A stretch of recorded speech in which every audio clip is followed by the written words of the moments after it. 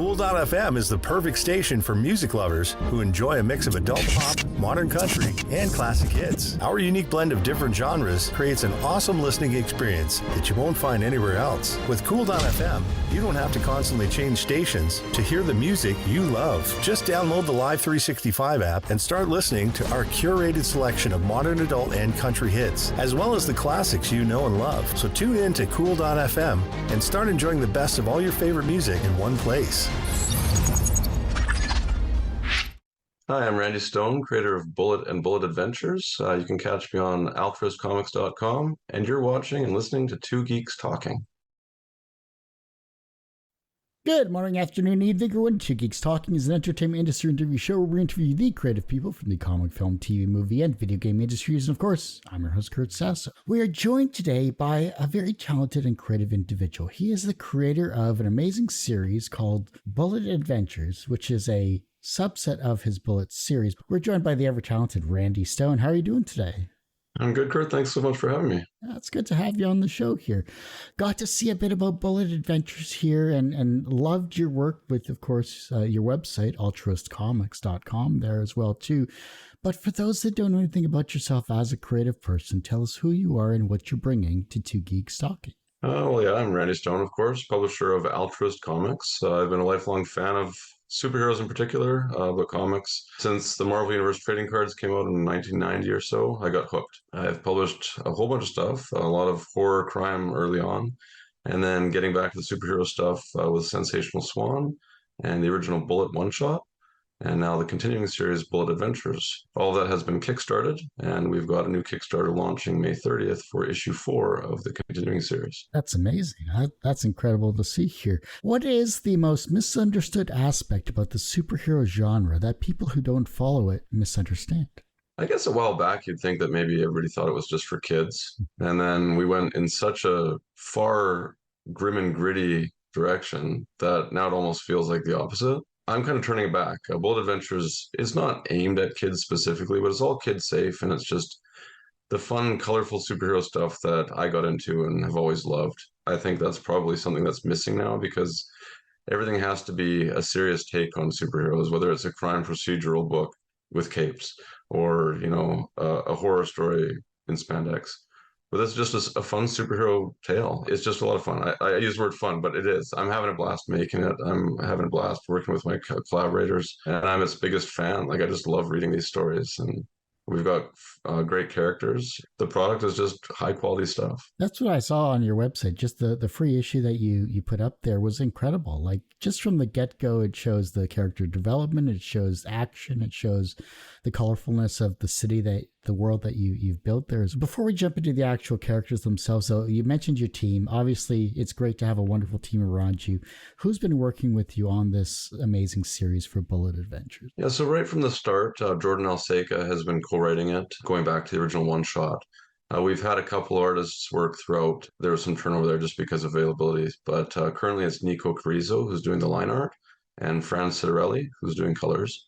And then, of course, Lucas Catoni is back. He's been doing the lettering for the whole thing as well. Just a really high caliber group of people and wonderful people to work with. I've had a chance to just chat with them outside of the creation of the comic, and they're just really good people too. So it's a lot of fun. When you gave the script to your fellow artists there and you got the artwork back, what was a scene that just completely blew you out of the water that was way better than what was written in the script? There's been a couple sequences. Because they're speed-based powers, it's really fun to see that motion and movement on the page. Nico's done a couple sequences where there's 3 panels showing kind of a similar background where one of the characters, like Lainey, will leave and come back or move towards us.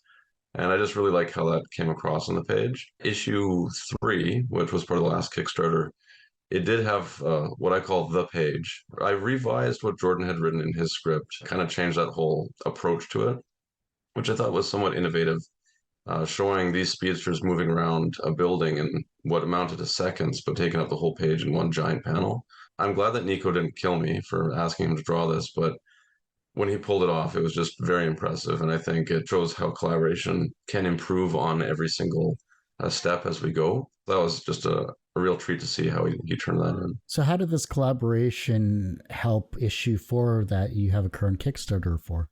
Unfortunately, because Laura Kane was originally drawing the series from issue 1 and Nico stepped in with number 2, the scripts were all done before Nico came on board. So there wasn't as much collaboration as far as storytelling and whatnot. So I can't say that one issue influenced next yet. Starting with issue 5, we actually had kind of a team meeting and trying to get everybody involved right from the ground floor. And, what do you want to draw? What do you want to color?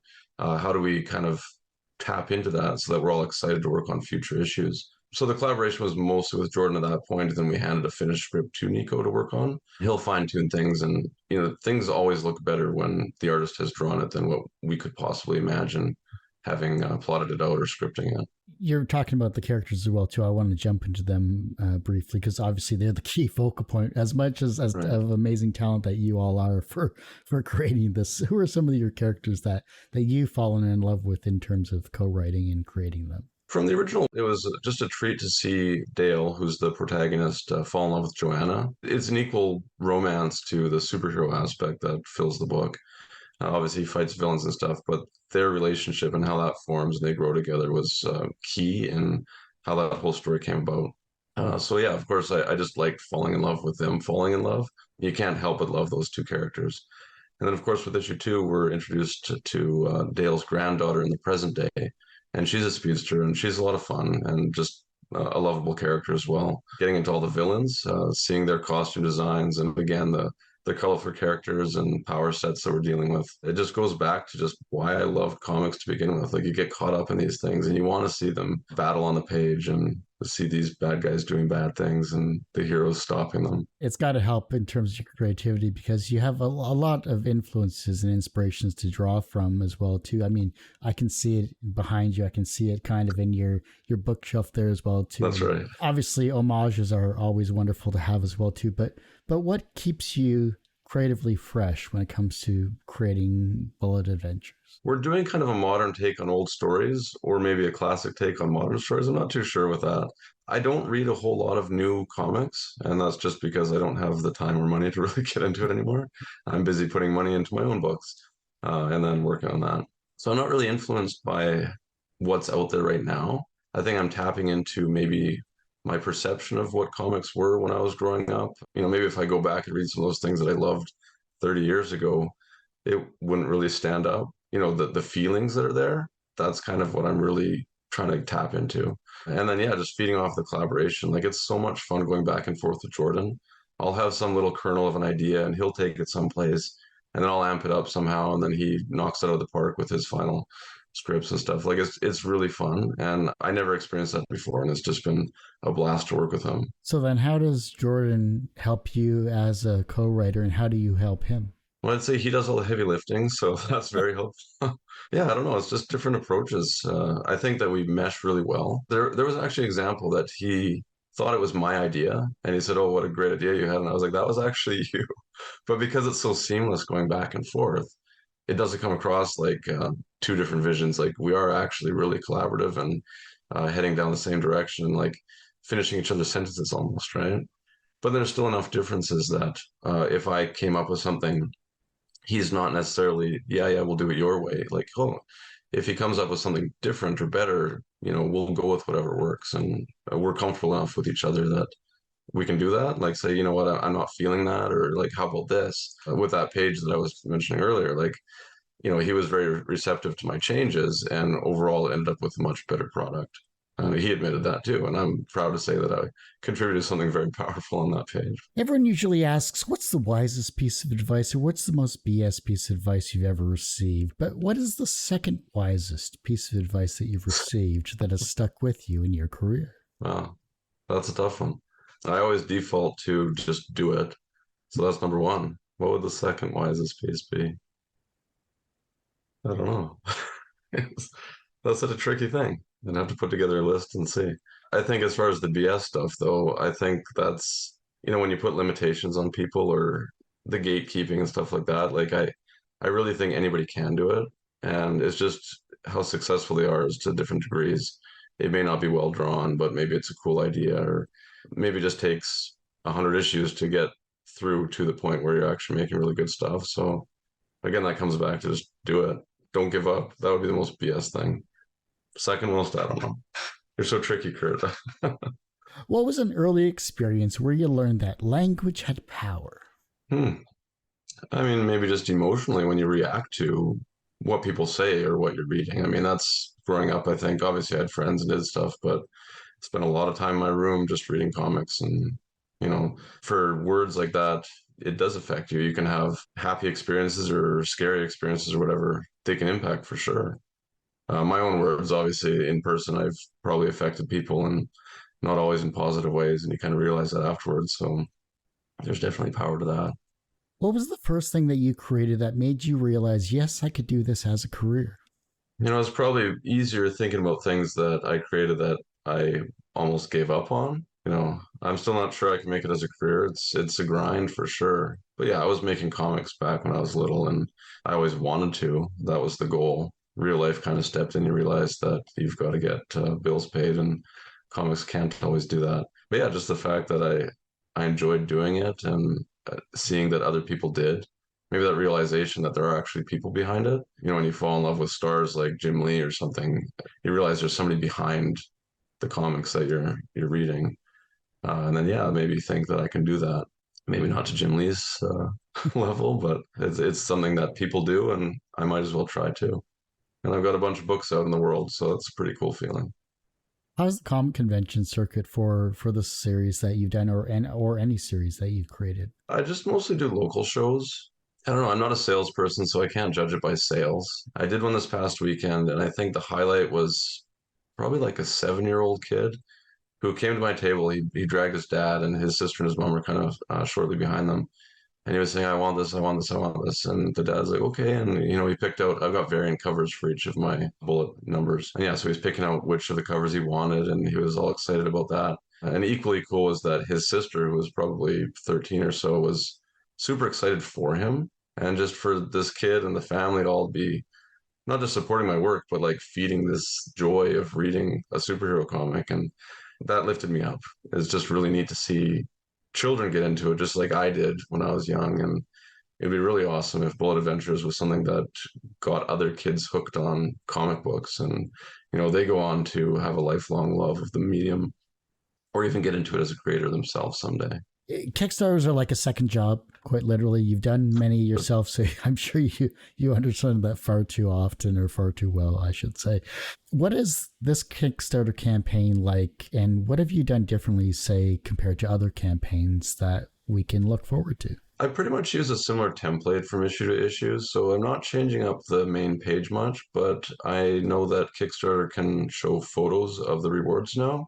So I think that'll be the biggest difference. You can actually see them right there when you want to back something. There'll be the pictures that you know exactly what you're getting. On issue 1, there was some confusion, which was the cover A and cover B, because you don't see that. If you didn't reference back to halfway down the story page, you wouldn't see that cover A was one that Nico drew and cover B was Laura's cover. So that'll be helpful. As far as just the content of the story pages, probably not much different. Basically, new issue options, large bundles, and then catch up if you didn't get the previous issues.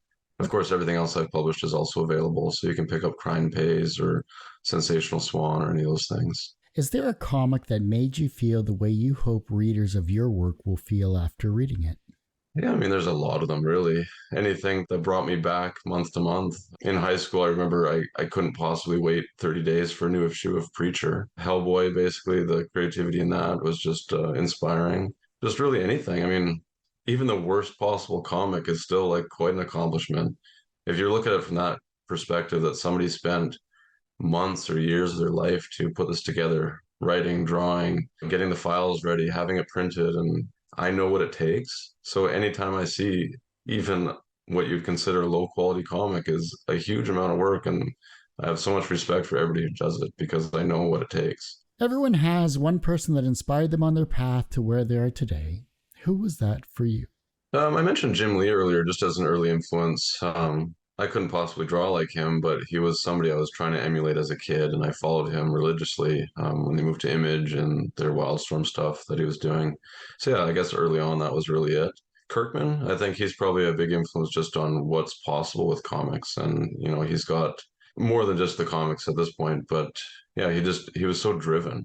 Somebody like him, or maybe even Todd McFarlane, who the drive to create and build these comic empires is equal to or more than their creativity and their actual skills. So I think they're definitely an influence in that respect when I'm trying to build my own company and put out product and hopefully reach the masses. I mean, I've got friends behind me, like a fellow creator, John Ward.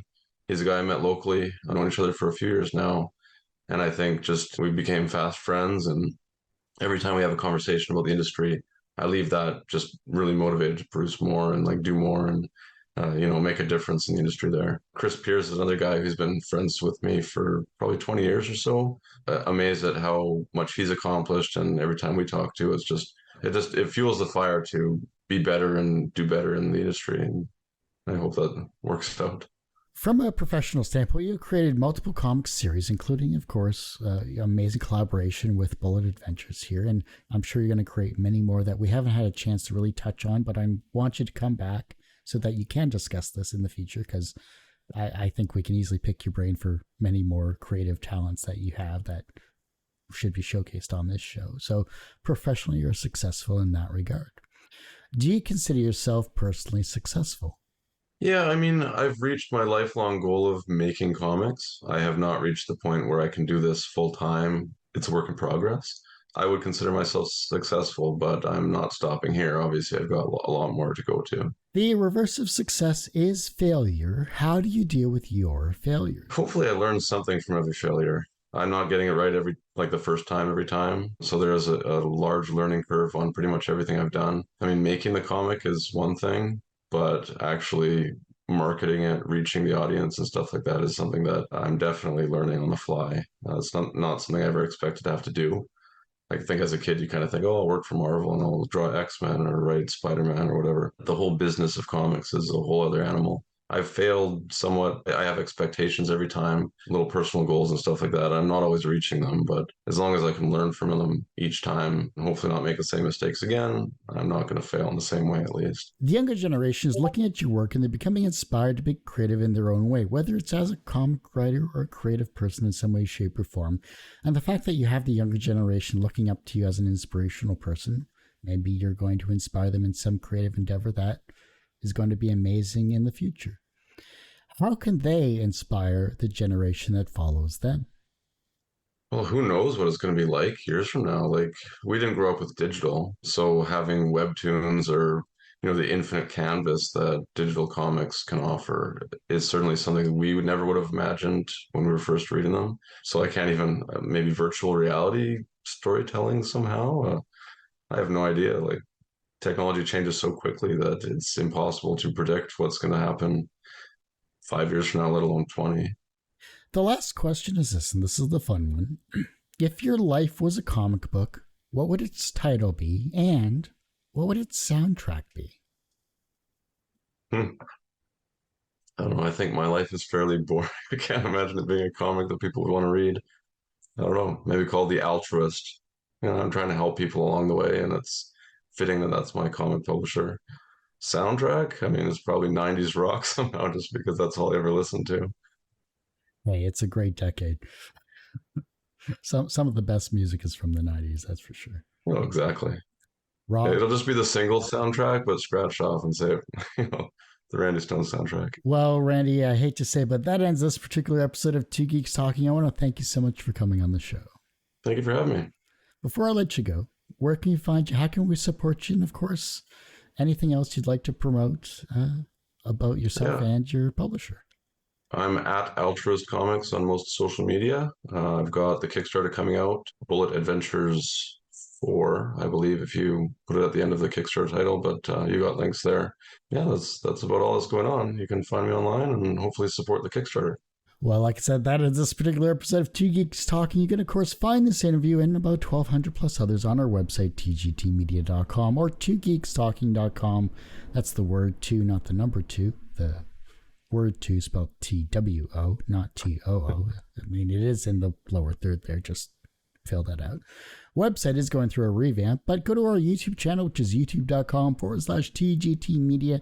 The podcast is back after 12 or so years because reasons, and Now you can listen to it on your favorite podcast streaming service, wherever you get your podcasts, but you can also find it at twogeekstalking.podbean.com. And as I say every week, everyone has a story to tell. It's up to me to help bring that out. Thanks for listening and watching on to Geeks Talking.